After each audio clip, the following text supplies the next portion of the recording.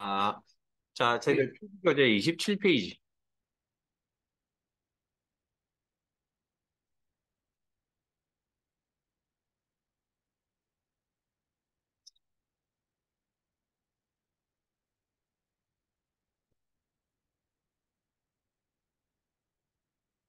컴퓨터 PC상에서 데이터가 자료 데이터가 주고받은데, 그때 이제 주고받는 데이터의 단위라는 걸 좀 아셔야 되거든요.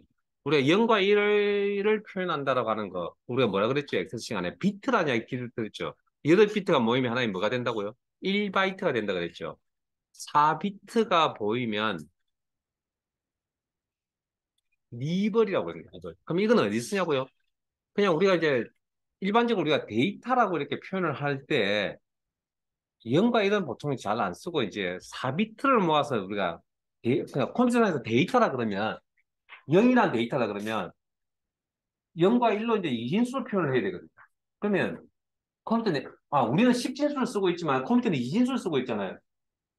가운데 뭐가 돼야 됩니까? 번역이 돼야 되고.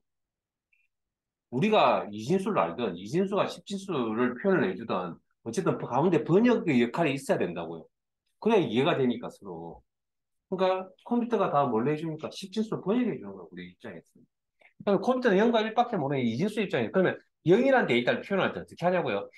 그냥 그 비트 하나를 가지고 0 이렇게 표현하지 않고 4개의 비트를 모아가지고 0, 0, 0, 0 이렇게 딱 하면 이게 숫자 0입니다라고 이렇게 이제 이야기를 한다고요. 그 단위를 리벌이라고 이야기를 하는 겁니다. 그렇게 이제 단위를 쪼갭니다. 그러면 그 리벌이 되려면 어쨌든 비트가 4개 모여야 된다는 얘기예요. 1바이트는 8개 비트이고 그다음에 워드라고 하는 건 이제 우리가 CPU가 컴퓨터에서 명령을 처리할 수 있는 단위라 그러거든요. 그래서 혹시 지금은 그런 표현 잘 안 쓰는데 혹시 과거에 16비트 컴퓨터, 32비트 컴퓨터, 64비트 컴퓨터 이런 용어 들어보신 적 있으세요? 그게 16비트라고 하는 게 컴퓨터 CPU가 처리할 수 있는 컴퓨터의 능력을 이야기하는 겁니다. 그러니까 16비트씩 받아서 처리하겠다는 거죠. 그러면 32비트는 6, 말 그대로 쓰면 그러면 바이트 수로 바꾸면 2바이트, 4바이트, 8바이트. 그 붙이는 이름이 있는데 하프워드, 콜워드, 더블워드. 2바이트 하프워드, 그다음에 4바이트 풀워드, 그다음에 8바이트, 64비트 아니 더블워드라고 그렇게 표현을 합니다. 그래서 그러니까 CPU가 처리할 수 있는 명령을 받아들일 수 있는 단위를 우리는 워드라고 그럽니다. 워드. 그래서 우리가 과거에 16비트 컴퓨터 2바이트, 그다음에 32비트 컴퓨터 8바이트 뭐 이렇게 쓰는 거죠. 아, 8바이트가 4바이트. 그다음 여기까지를 우리가 뭐라고 그러냐면 여기까지를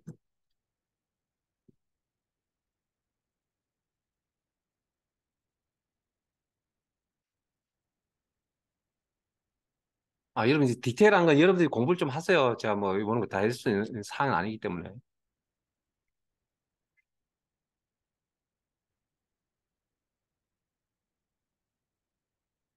논리적 단위라고 합니다. 죄송합니다. 물리적 단위라고 합니다. 크기 순대로 이렇게 나열되어 있다고 생각하신다고 물리적 단위라고 합니다. 왜냐하면 헤아릴 수 있거든요, 이건. 헤아릴 수 있잖아요, 이게. 그런데 그 밑에 있는 필드, 레코드, 파일, 데이터베이스, 이건,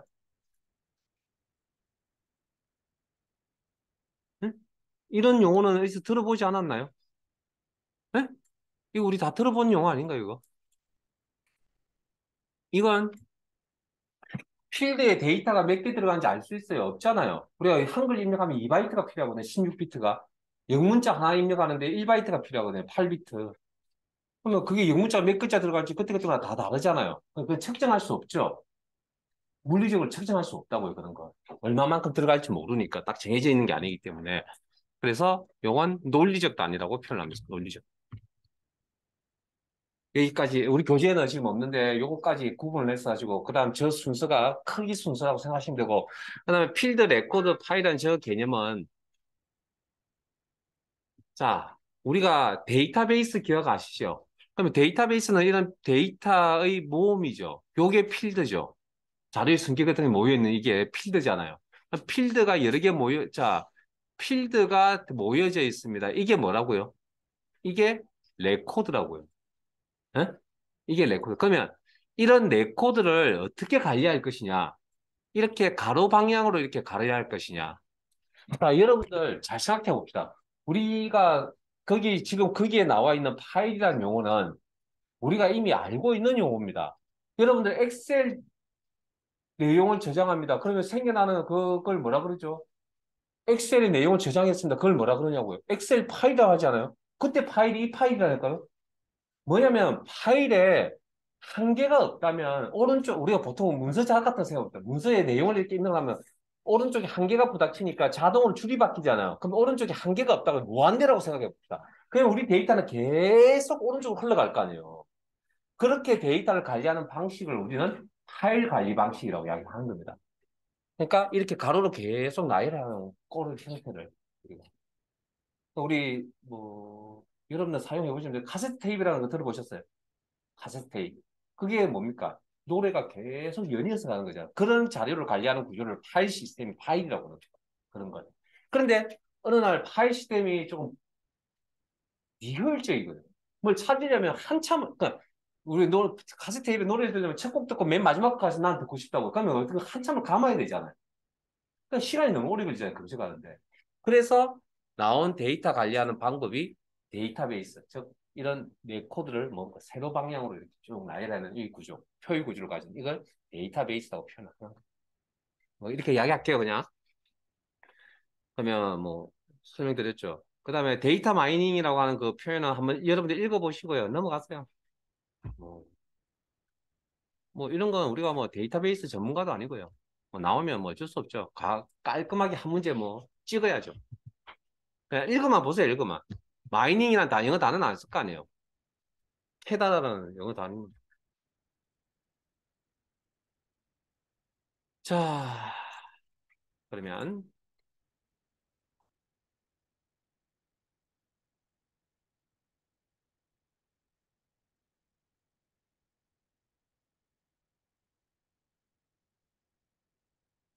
1번 갑니다. 네, 이런 겁니다. 자, 아까 제가 문제 푸는 방식에 대해서 설명드린 게 이렇게 하는 거라고, 이렇게. 28페이지, 28페이지.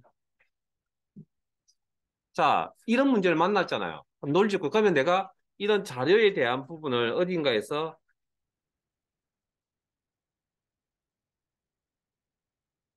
확인을 했을 거 아니에요. 이런 내용을 아까 요약본을 읽어봤다 그러면 이런 내용이 어디 있는 줄을 대충 알 거 아니에요. 그러면 그 위치를 지금처럼 27페이지에 있었구나. 찾아가지고 그걸 옆에다가 이렇게 펼쳐놓고, 예? 이렇게 펼쳐놓고, 자, 제가 보세요. 이런 내용을 요약본을 옆에다 펼쳐놓고 문제지를 기출 문제를 오른쪽에 이렇게 두고 답을 읽어보시면서 답을 찾는 겁니다. 답안지를 보지 마시고. 그러면 방금 이건 우리가 이걸 외우고 계시면 좋은데 못 외우고 있으니까 우리는 뭡니까? 논리적 구성 단계. 아까 설명드렸죠? 논리적 단위, 물리적 단위. 논리적 단위는 저기 뭔가 필드, 레코드, 파일, 데이터베이스. 4번이 되겠죠.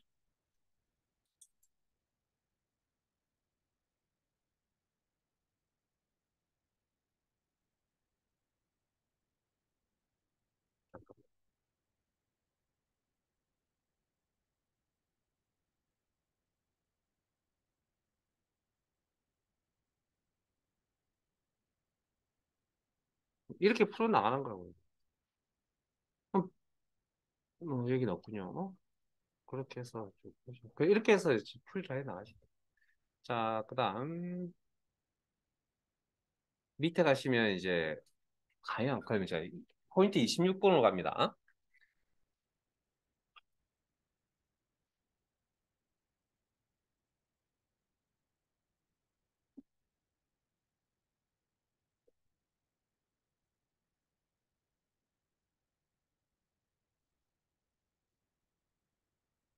음, 그러면 컴퓨터가 우리 눈에 보일 때는 문자, 가, 나, 따, A, B, C. 그다음 우리가 숫자라 그러면 문자 형태의 숫자가 있고 숫자 데이터가 있는 거죠. 그러면 뭐 내가 1을 입력을 했을 때 이게 문자인지 숫자인지 뭐 그런 구분까지. 그런 데이터를 우리가 확인 가능하도록 이렇게 표현해 주는 건 그건 십진수 방식이라고요. 우리가 지금 사는 방식에 맞춰서. 근데 컴퓨터 입장에서 내부적으로 어떻게 관리한다고요? 이진수 우리가 가라고 입력을 하잖아요, 키보드에. 그럼 이 녀석은 가로 받아들이는 게 아니고 뒤에 뭡니까? 코드 아까 1000, 1001, 뭐 1000, 뭐 이런 식으로 관리를 한다고요. 내부적으로. 자, 예를 들면 이런 겁니다. 자, 우리가 가라고 이렇게 키보드에 입력을 하면 컴퓨터가 어떻게 받아들이냐고요. 그냥 예입니다. 저도 코드 잘 모릅니다. 일단은 야가 기본적으로 최소 네 비트로 받아들인다 그랬잖아요. 그러면 이게 뭐 코드 조합이 이런 식으로 되어 있다는 거죠. 이런 식으로. 이런 식으로 받아준다라고 약속이 되어 있다고요. 우리는 어쨌든 우리가 사는 세상 십진수 형태로 입력을 한다면, 뭐 우리의 일상생활의 데이터를 입력을 한다면 이 녀석은 다 뭐, 이진수로 다 받아들여요. 그럼 저기는 체계가 어떻게 되어 있느냐는 거죠. 그러면 처음부터 이제 뭐, 우리가 지금 키보드상에 쓰고 있는 이런 방식, 그걸 이제 문자를 표현하거나 데이터를 입력하는 이런 체계는 어떻게 만들어져 있냐 그 이야기인데,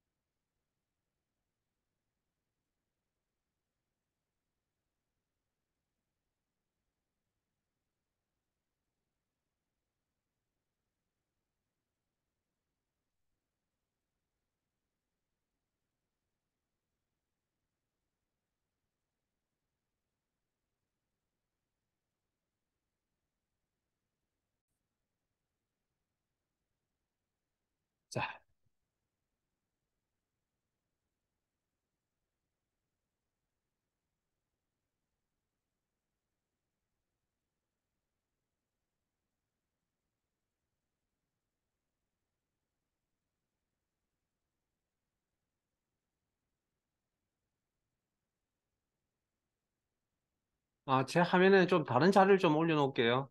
그 그림이 있는 자료를 좀 올려놓을게요. 자, 그게 우리 교재에 있는 내용은 그 문자 데이터를 표현하는 방법입니다. 문자. 숫자 이야기는 좀 이따 따로 한번 잠깐 할게요. 그 과거에 처음 컴퓨터가 만들어졌을 때 어떤 방식으로 관리를 했냐면 BCD 코드라고 하는 방식으로 했는데 자, 예를 들어서 이런 겁니다. 자, 여기에다가 0,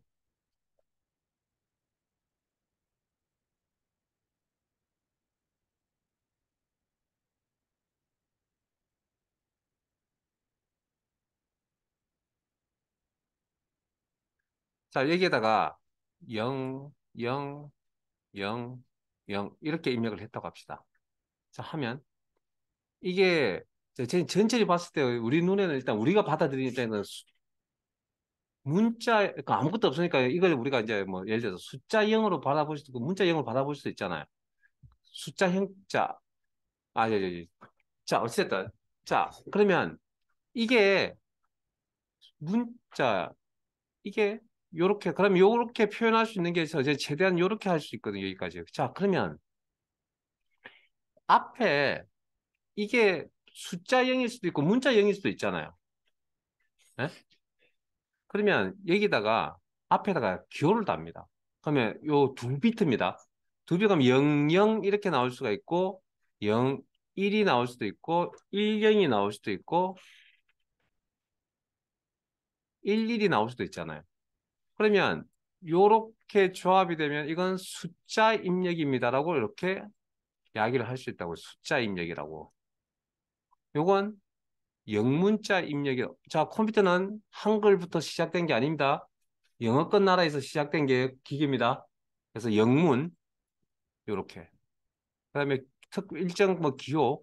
그래봤자 표현할 수 있는 게 몇 개 안 되지만 이의 영성, 일성, 이성, 삼성, 삼성 그럼 총 8개잖아요. 그러면 어찌됐든 이렇게 한다는 거죠. 원리를 다 설명하지는 않을 겁니다. 그러면 앞에 두 자리가 분류입니다. 분류. 분류.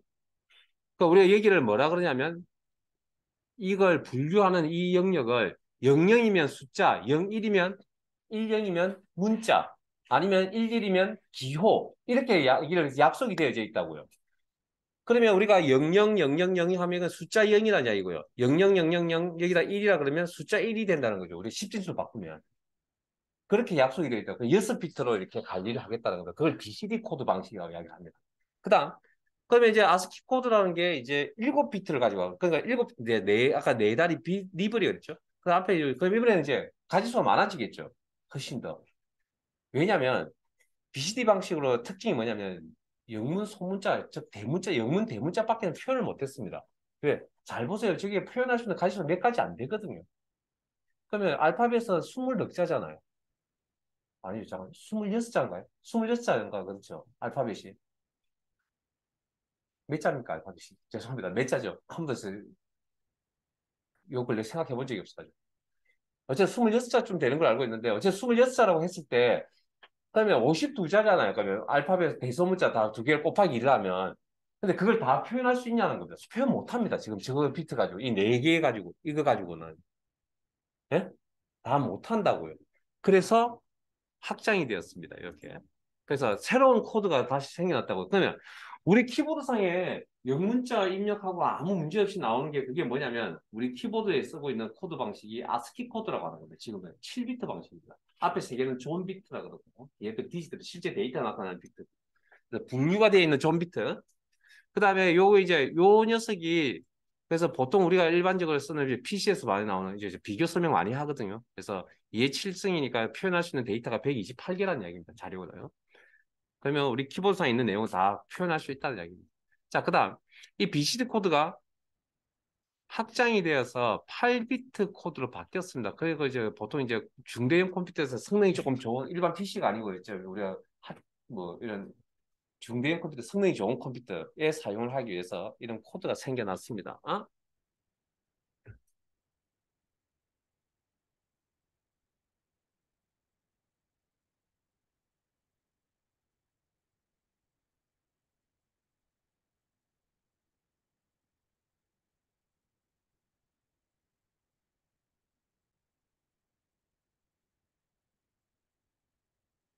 그다음, 자, 요거 이제 영어 끝나라에서 이제 할 때 이야기고요.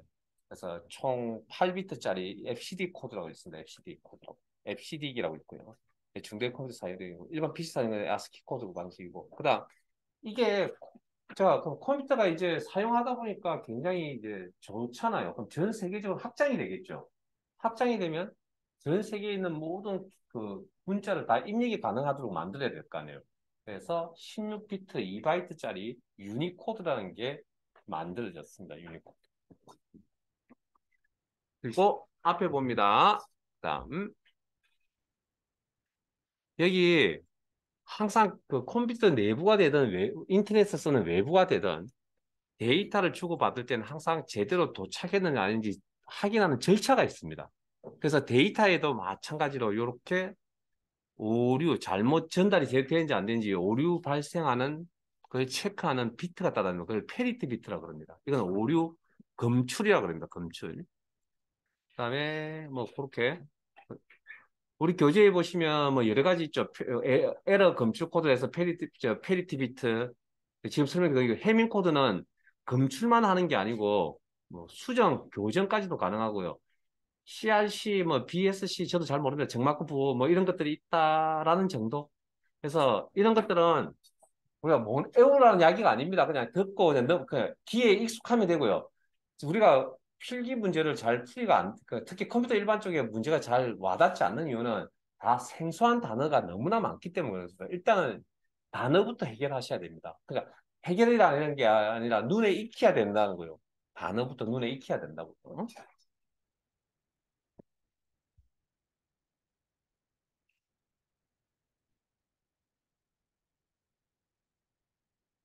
자, 그러면 이런 대강의 설명을 해드렸죠.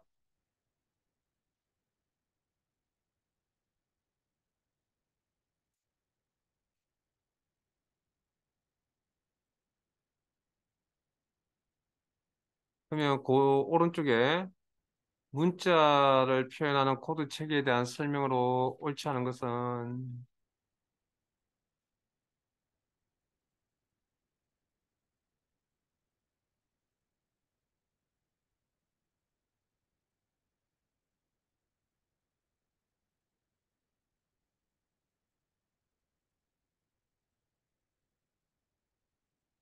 BCD 코드 64비트 문자 표현 가능하고 영소 대소문자 표현 불가능하다. 영문소 문자는 표현이 불가능하다. 맞죠? 방금 설명드렸더니요. 자, 유니코드. 여러분들 그 교재 내용 읽어보세요. 그다음에 세계 각국의 언어를 몇 바이트로 아까 16비트, 2바이트 체계로 통일한 국제 코드를 유니코드라고 그럽니다. 4바이트 아닙니다. 숫자 중요합니다. 여기는 아스키 코드 2의 7성계니까 총 128개의 문자를 표현할 수 있습니다. 그래서 보통 일반 PC라든지 우리가 인터넷에서 사용하는 그 자료 사용할 때 데이터 전송할 때 사용하는 코드가 아스키 코드라고 하는 거고 FCD 코드는 BCD 코드의 확장입니다. 그래서 2의 6승에서 2의 8승계로 256까지 그리고 여러분들 그 숫자 값 좀 외우셔야 됩니다. 1024, 512, 256, 128 뭐죠 다? 2의 8승, 256, 2의 7승, 128 그리고 거기에다가 1을 빼거나 1을 더하면 우리 원하는 값이 나올 겁니다. 이거 2의 그러니까 기준이 되는 하나 외우세요. 2의 8승을 좀 외우라고 이야기합니다. 256 아마 주위에서 많이 들어보셨을 것 같거든요.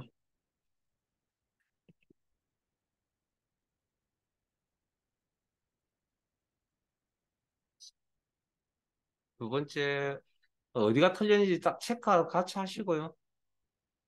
자, 유니코드에 대한 설명, 세계 각국 연의 동일대방구 표현하고 국제 교육 코드의 이름이다. 자, 8비트 문자인 아스키 코드를 32비트로 확장하여 전 세계에 보내 32비트는 여기 이야기 나온 적도 없고요. 아스키 코드는 7비트라고 그랬고요. 8비트 아닙니다. 그다음에 한글 조합형 완성형 예글자 모두 다 표현. 그뭐 세계에 있는 전 세계에 있는 웬만한 문자는 다 여기 다 들어갑니다.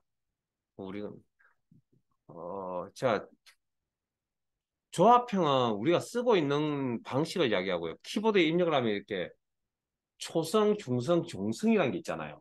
그걸 이렇게 딱 세 개를 입력을 하면 이렇게 받침까지 다 해가지고 하는 그게 이제 조합형이고 완성형은 뭔지 저 잘 모르겠습니다. 옛 글자는 우리 뭐 쓰지 않는 글자 있죠. 뭐 아래 아라든지 뭐 반치âm 뭐 이런 것들 뭐 그런 거다 할 수 있고요. 그다음 최대 그리고 2의 16비트라고 그랬잖아요. 2바이트. 그럼 2의 16성 하면 65,536 개의 글자를 표현할 수 있습니다.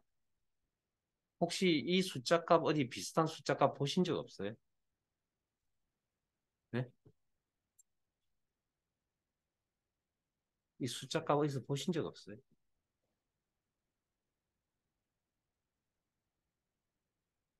여러분 실기 너무 열심히 안 하신 것 같은데요.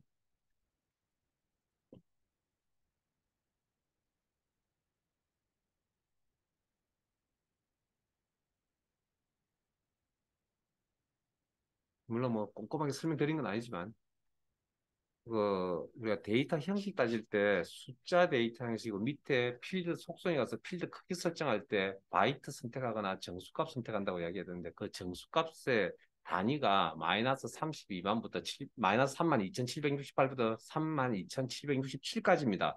이거 다 합치면 얼마 나오냐고 몇 가지냐고 이 숫자 값이 숫자 마이너스 32,000 점점점부터 32,000 점점점까지 표시할 수도 이게 몇 개냐고요? 이게 이겁니다. 어? 양쪽까지. 가운데 0 있잖아요, 0. 양의 정수니까.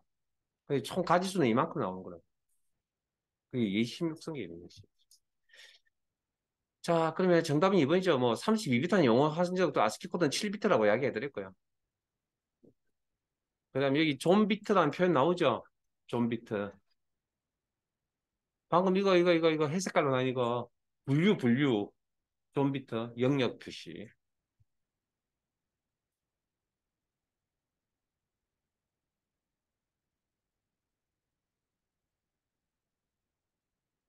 그다음 3번. 답은 여러분들이 체크하세요. 제가 뭐 읊어드리면 이제 여러분들 읽으셔야 됩니다. 마음속으로. 요런 3번 같은 문제는 저도 잘 모릅니다. 그래서 그냥 전송 오류 방식이 아닌 것은 그래서 왼쪽 편에 있는 여기 이렇게 펼쳐놓고요. 예? 이 내용 펼쳐놓고 그냥 찾으세요. 그냥. 예? 그냥 찾으세요. 그래서 계속 단어를 용어를 계속 눈에 일단 익히세요. 그게 뭐 어떤 의미인지 잘 모릅니다. 근데 그거 중요한 게 아니고요. 일단 단어가 눈에 잘 들어오지 않으면 답을 찾기가 힘듭니다. 일단 계속 눈에 익혀서 그걸 계속 보셔야 됩니다. 뭐 내용이 머릿속에 들어도 안 들어도. 네, 그렇게. CDMA, CD 방식은 이건 그 실제 데이터를 주고받을 때 사용하는 통신 방식입니다. 통신 방식. 지금은 CDMA 방식으로 보통 데이터를 전송 잘 안 하는데 이렇게 뭐 어찌됐든 이런 방식이 있습니다. 자, 그다음 오른 그다음 오른쪽 페이지에 어, 제가 순서를 잘못했나요? 아니, 뭐 어찌됐든 진법 아세요? 포인트 27 진법. 여러분들 읽어보시고 여러분들 해보세요. 뭐 시험에 몇 번 나온 적이 있긴 한데 뭐 제가 따로 하진 않겠습니다. 해야 될 것도 많고. 그 교재에 있는 거 한번 읽어보시고 여러분들 해보세요. 그 아마 어디선가 했던 기억이 있을 겁니다.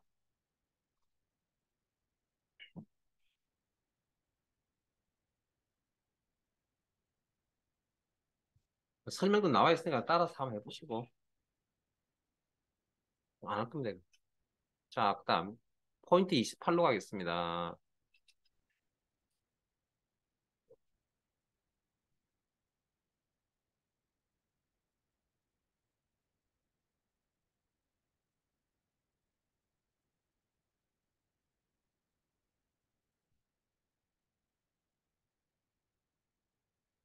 자, 우리 이제 장치에 대한 이야기 좀 하죠. 자, 지금 하고 있는 건 PC 이야기한다. PC 하드웨어. 지금 하드웨어 이야기하고 있는 중입니다. 그 하드웨어에서 데이터 주고받아야 되잖아요. 자, CPU. 자, CPU가 아까 설명을 드릴 때, 자, 화면 보실래요? CPU라는 녀석이 아까 뭐라고 설명드렸죠? 내가 필요할 때 들어오라고 그랬잖아요. 예? 나머지는 여러분들 읽어보세요. 저는 키만 이야기할 겁니다. 들어오라고 그랬잖아요. 그러면 그건 내가 들어오라고 할 때까지 데이터 못 들어온다는 얘기죠. 그게 뭡니까? 그게 제어입니다. 제어. 컨트롤이요. 그러니까 제어 장치가 필요하고요. 그다음에 이제 들어오라고 했으니까 아까 1과 2가 밖에 메인 메모리 램상에 있으니까 1, 2 대기하고 있다. 너 들어오라고 할 때 그때서 1, 2가 들어간다고 1, 2 플러스라는 기호가.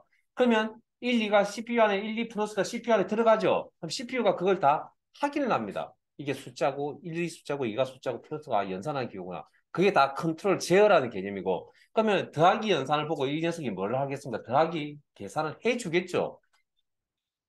그게 연산 장치에서 하는 거예요. CPU 내부에. 그러면, 자, 내부에서, 자, 메모리상에서 CPU 내부로 1이 들어오고 2가 들어오고 플러스, 그러면 그게 CPU 내부에 잠시 머물러 있어야 될 거 아니에요. 확인을 하려면. 제가 여러분 지금 수업을 하는데, 저기 수업을 가면 이 사람이 밖에서 기다려야 되잖아요. 내한테 다른 수업을 또 내 다음 시간 수업인데 아직 안 끝났잖아요. 그러면 내가 끝날 때까지 이 사람이 기다려야 되잖아요. 그 어쨌든 내 강의장 어쨌든 여기 안에 들어와 있는 거잖아요. 그럼 CPU 안에 들어와 있을 때 대기하는 장소가 있어야 된다는 거. 그걸 확인을 하겠네요.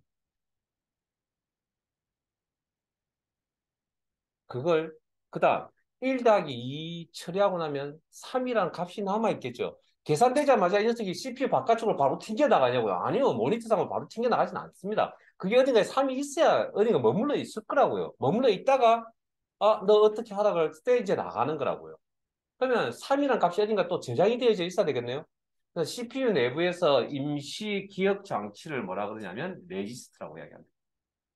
그런 기능, 특정 그 임시 기억 장치의 기능들이 여러 가지입니다. 방금처럼 뭐 원본 데이터를 가지고 있거나 중간 계산 결과값을 가지고 있거나 그런 임시 기억 장치를 레지스트하는데 이 레지스트의 임시 기억 장치가 하는 일들이 종류가 다양합니다. 그래서 붙이는 레지스트에 붙이는 이름들이 너무나 많습니다. 그래서 CPU 그 밑에 레지스트 내용 읽어보세요, 여러분들이 뭐 알든 모르든 그냥 읽어보세요. 저도 다 설명 다 못해줍니다. 뭐 프리플럽 이런 거 잘 모릅니다. 저도 뭐 저기 뭐 반도체 이런 데 전공자가 아니기 때문에 그냥 이런 용어를 그냥 한번 읽어만 보세요. 레이스 읽으셨죠? 자, 내려갈게요. 뭐 프리플러 뭐 그냥 용어 한번 쭉 읽어보시고요. 너무 그다음에 CPU 성능 평가라 그래서 자 앞에 봅니다. 어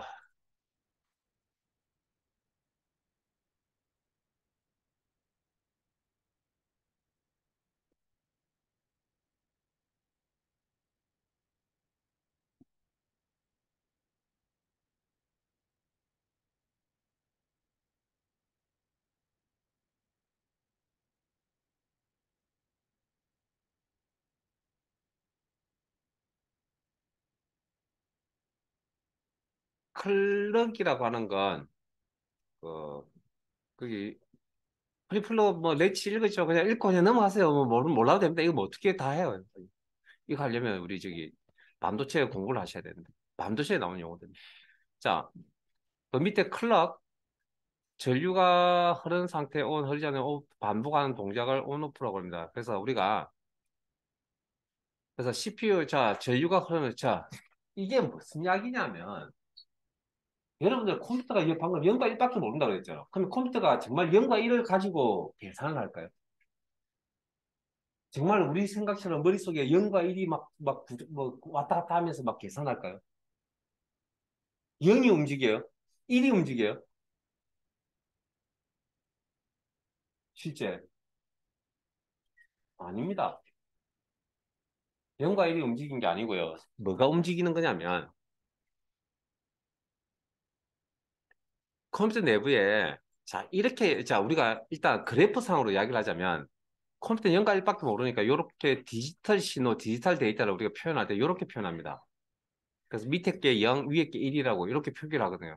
근데 이렇게 이건 이제 예를 돕기 위해서 0과 1, 그다음 그래프 형태 이렇게 표기를 하는 거지. 실제 이 녀석은 어떻게 하냐고요? 그럼 0과 1을 어떻게 이 녀석이 인식을 할 거냐는 거죠. 그게 뭡니까 0과 1이? 이게 전자제품이잖아요. 전원이 아까 있어야 된다 했죠. 그러면 전기를 주면 1, 전기를 주지 않으면 0입니다. 그런 개념. 그래서 여기 나와 있는 이야기가 그런 이야기라고요. 실제 0과 1이라는 숫자를 가지고 뭐 다루거나 그게 아닙니다. 그냥 정지적 신호면 신호. 그러니까 그게 이제 전기 신호가 막 빠르면 데이터가 빨리 간다는 이야기잖아요. 예? 껐다 켰다 켰다 빨리 하면 빨리 데이터가 발생을 하고 빨리 데이터가 넘어간다는 이야기고 발생을 하면 처리해야 되니까 그런 것들을 우리가 이제 일단 쉽게 그냥 클럭이라고 그럽니다. 클럭. 그래서 우리가 클럭 주파수 뭐 그렇게 하는데 그 단위가 주파수의 단위를 CPU가 한 번 이렇게 사이클 이렇게 올라갔다 내려갔다 이렇게 하는 이런 사이클 주기를 우리는 헤르츠라 그럽니다. 그 사이클을. 그래서 방금 자 앞에 보세요. PC에 뭐 바탕화면에 내 PC에 오른쪽 마우스 버튼 속성을 누르시면 여기 기가 헤르츠 보이세요? 기가가 10의 6선인가요? 6선인가? 기억이 안 납니다. 헤르츠라는 게 이게 위로 올라갔다 내려갔다 하는 이 사이클을 이야기합니다. 저게 1초당 몇 번 발생한다고요? 2.81 곱하기 기가가 10의 6성. 기가가 몇 성이죠? 갑자기 메가. 메가 다음에 기가죠. 바이트 기가. 한 6성쯤 되는 것 같습니다. 2육성. 뭐, 한 100만 단위가 넘어가는 건데. 막, 그러니까 1초에 이게 사이클이 왔다 갔다, 우리 그 주파수 그릴 때 막 이렇게 그리는 거 있잖아요. 막 위로 올라갔다 내려갔다 이렇게 그리는 거. 그게 1초 사이 간격에 그게 몇 분 발생하냐면 200만 분을 넘게 발생하죠. 280만 분 정도 발생한다. 그러면 엄청, 그게 한 번 할 때마다 데이터 0과 1이 가는 거니까 얼마나 많은 데이터가 한꺼번에 넘어가는 거죠. 그렇게 하지 않으면 이 녀석은 계산을 그렇게 빨리 해줄 수 없으니까. 저게 이제 컴퓨터의 성능, 이제 CPU 성능을 나타내는 거죠.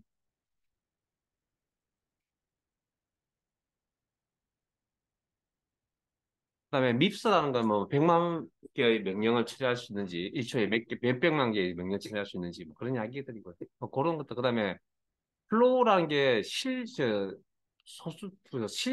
의미입니다. 실수 보통 이제 플로우라는 게 부동 소수점 연산 뭐 그런 이야기인데 밑에 내용 한번 읽어보시고 문제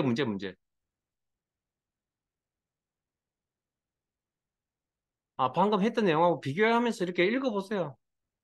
읽어보시고 메가가 100만이군요. 아 그러면 잠깐만요. 메가가 100만이고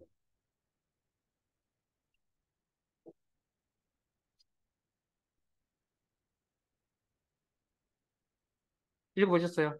자, 1번은 방금 위에 있던 내용이니까 그대로 쓰시면 되고 이상 없습니다. 자, 2번은 아까 헤르츠라고 했는데 이게 한 번 왔다 갔다 이게 한 번, 1초에 한 번 왔다 갔다 하면 이걸 1헤르츠라고 합니다. 이 주파수가. 1000번이 아니고 이거 한 번이고 메가니까 메가 다음 기가니까 죄송합니다. 10의 9승인가 보군요. 죄송합니다. 10의 9승이면 100만 개가 더 됩니다. 더 많습니다. 어깨쯤 됩니다. 그러면 메가 다음이 기가거든요. 메가, 기가, 테라 이렇게 다니는 우리 하드디스크 용량 단위가 메가, 기가, 테라 이렇게 쓰고 있죠. 썼었죠. 지금 테라 쓰고 있잖아요. 하드디스크 1테라 정도, 1테라 이상 쓰고 있지 않으세요? 그러면 500기가 정도 쓰고 계세요.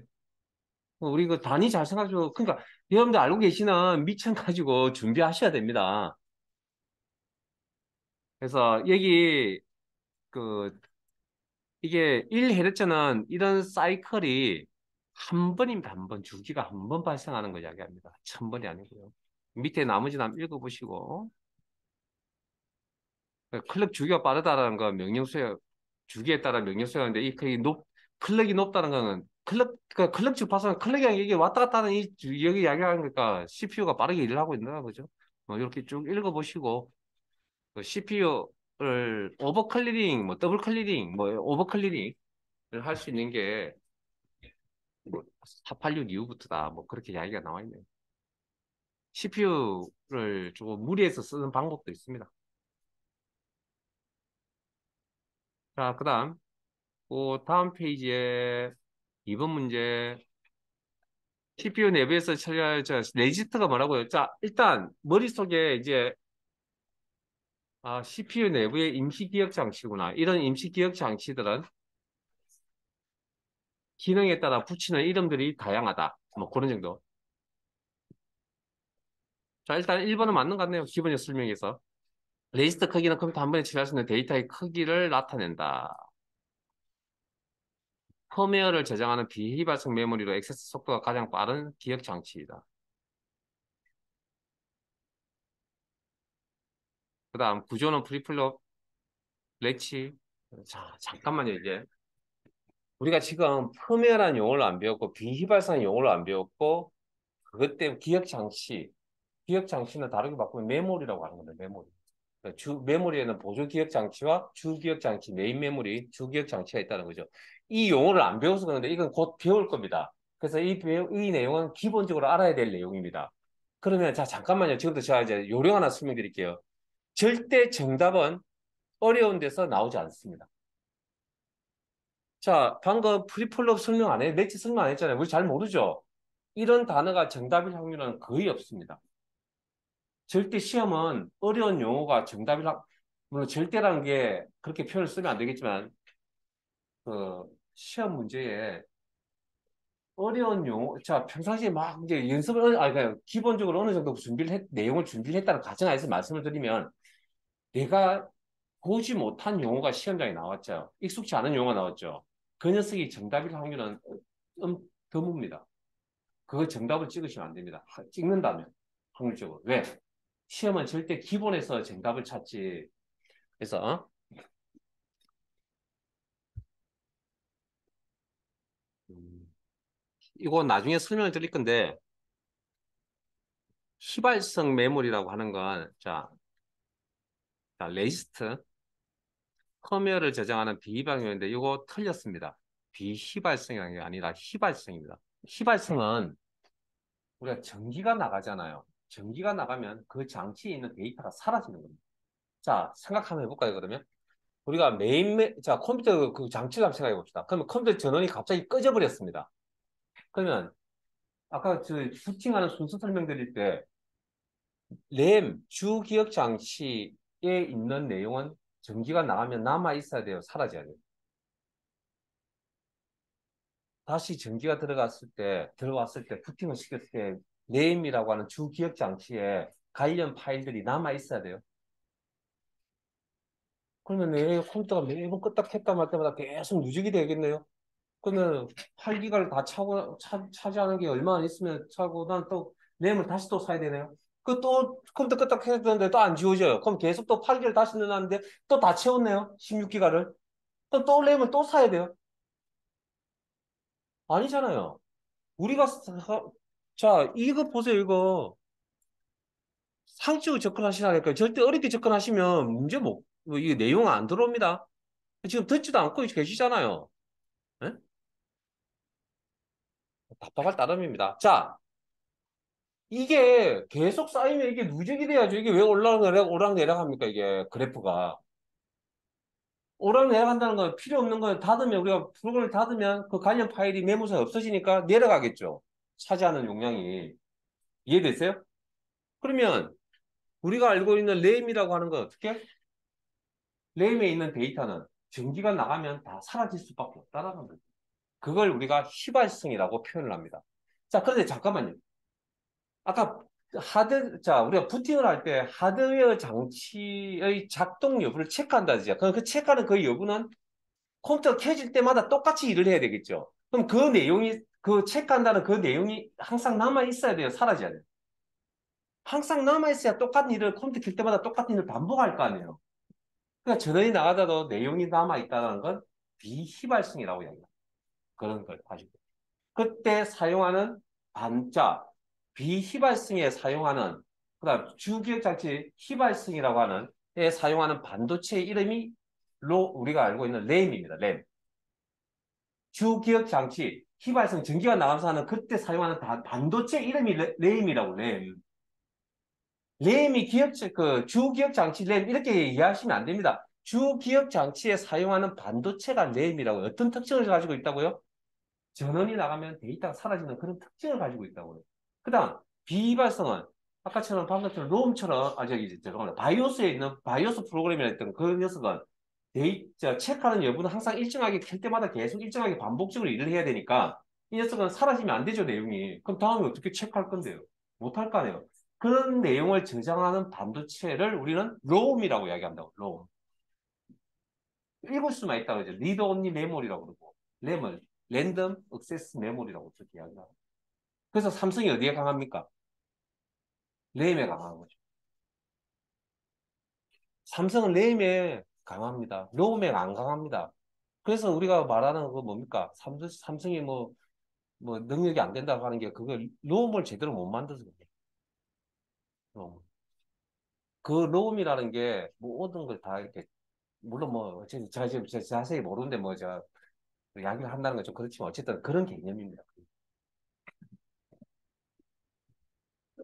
그래서 요건 나중에 고의 내용이 이제 펌웨어는 펌웨어는 자 그러면 펌웨어 이야기 용어를 이야기하고 나중에 뒤에서 그냥 끝내버리면 되니까 펌웨어라고 하는 거죠. 우리가 소프트웨어가 있고 하드웨어가 있다 했잖아요. 근데 방금 바이오스라는 프로그램은 그래서 바이오스 프로그램을 뭐라고 표현하냐면 바이오스 롬이라고 표현한다고요. 롬. 왜 아까 이제 성격이 그런 성격, 지워지면 안 되는 성격을 가지고 있으니까.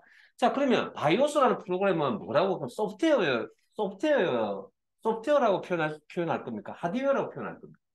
바이오스 프로그램은. 바이오스. 뭔가, 그래서 이 녀석, 자, 우리가 펌웨어를 어떻게 정의를 하냐면, 하드웨어를 관리하는 프로그램이라고 합니다. 즉 프로그램이니까 소프트웨어죠. 하드웨어를 관리하는 프로그램. 그걸 펌웨어라고 한다고. 그래서 아까 나눠져 있던 유인물에 펌웨어라는 용어가 달려져 있었을 겁니다. 여기 나누던 유인물의 펌웨어라고. 바이오스는 바이오스 롬이라 그러고요. 롬이란 반도체에 저장이 되고 펌웨어. 즉 하드웨어를 관리하는 소프트웨어에서 우리는 그걸 펌웨어라고 합니다. 펌웨어는 펌웨어 롬은 비휘발성이 맞긴 하나. 자, 그러면 다시 이제 레지스터는 어디에 있는 거라고요? CPU 내부에 있는 거라 했잖아요. CPU 내부에 그러면 임시 기억을 하는 이 녀석이 임시 기억인데 계속 기억을 누적시켜 버리면 돼요, 안 돼요? 안 되겠죠. 그럼 이 녀석은 휘발성인가 비휘발성이 돼야 됩니까? 휘발성이 돼줘야 되겠죠. 그러니까 3번이 정답입니다. 그리고 액세스 속도 가장 빠른 기억 장치 맞습니다. 왜? 임시 기억 장치를 했으니까 어쨌든 속도는 뭐 애우려고 하지 마시고요. 어떻게 생각하시면 되냐면 CPU가 항상 중심입니다. CPU에 가까이만 있으면 가까이 있는 녀석이 제일 빠릅니다. 그러니까 처리 속도가 제일 빠른 거 물어보면 CPU입니다, 무조건. 그 옆에 있는 게 CPU가 제일 빠르다고. 그 CPU 안에 있는 기억 장치, 뭐 레지스터가 제일 기억 메모리 상이 제일 빠르겠죠. 그러니까 CPU 바로 옆에 거리가 얼마만큼 있냐 딱 보면 이게 느껴집니다. 속도는. 자, 그다음 3번까지 하고 마무리하고 싶시다. 자, 레이스 하이스크 부트 레코드를 위치하는 것이다. 아니요. 부트라는 건 그 C 드라이브에 운영체제 설치하면 딱 그 C 드라이브를 딱 설치하는 순간에 어느 일정 부분은 무조건 운영체제를 설치할 수 있는 영역이 딱 갖춰집니다. 그걸 부트 섹터라고 이야기합니다. 레이스하고 상관없고요. 입출이 전담한 장치 속도가 빠르다. 하드웨어 입출력이 아니죠. CPU 내부에 있는 데이터에 관련해서 주기억 장치보다 큰 프로그램을 수행해야 될 경우 유용한 메모리다. 이거 나중에 설명드리니까 이거 아닙니다. 주황 처리 장치에 사용하는 임시 기억 장치는 메모리 중에 가장 빠른 속도를 가진다.